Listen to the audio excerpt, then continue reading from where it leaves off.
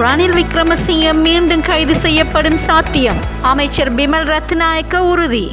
உலக நடப்புகள் உங்கள் உள்ளங்கைகளில் www.newsbar.lk. முன்னாள் ஜனாதிபதி ரணில் விக்ரமசிங்க மீண்டும் கைது செய்யப்படும் சாத்தியம் உண்டு என அமைச்சர் பிமல் ரத்நாயக்க தெரிவித்துள்ளார். பத்திரிகை ஒன்றுக்கு வழங்கிய நேர்காணலின் போதே அவர் இவ்வாறு குறிப்பிட்டுள்ளார்.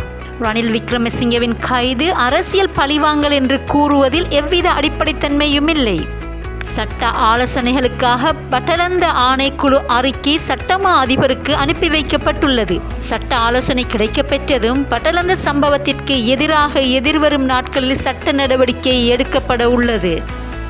அதேபோன்று மத்திய வங்கி பிணைமுறி மோசடி விவகாரம் குறித்தும் விசாரணைகள் ஆரம்பிக்கப்பட்டுள்ளன. நீதிமன்றத்தின் விசாரணைகளுக்கு அமைய ரணில் விக்ரமசிங்கே மத்திய வங்கி பிணைமுறி மோசடி விவகாரத்திலும் கைது செய்யப்படலாம். 166 இலட்சம் மோசடி வெளிச்சத்தில் இடம்பெற்ற ஒன்றாகும். இதற்காக கைது செய்யப்பட்டமை எந்த விதத்திலும் அரசியல் பழிவாங்கலாக அமையாது.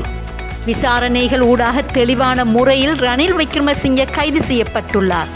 அரசியல் பழிவாங்கலாக இருக்குமாயின் அதற்கான முன்னேற்பாடுகள் அல்லது ஒரு நாடகம் அரங்கேற்றப்பட்டிருக்க வேண்டும். இதுவே கடந்த கால அனுபவங்கள். அவ்வாறு எதுவும் இடம்பெறவில்லை எனவும் அவர் குறிப்பிட்டிருக்கிறார்.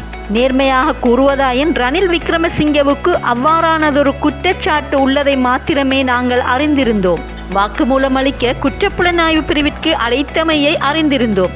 இதற்கு பிறகும் அரசியல் பழிவாங்கல்களுக்கான சூழலை அரசாங்கம் முன்னெடுத்ததாக கூற முடியுமா என அமைச்சர் பிமல் ரத்நாயக்க கேள்வியும் எழுப்பியுள்ளார்.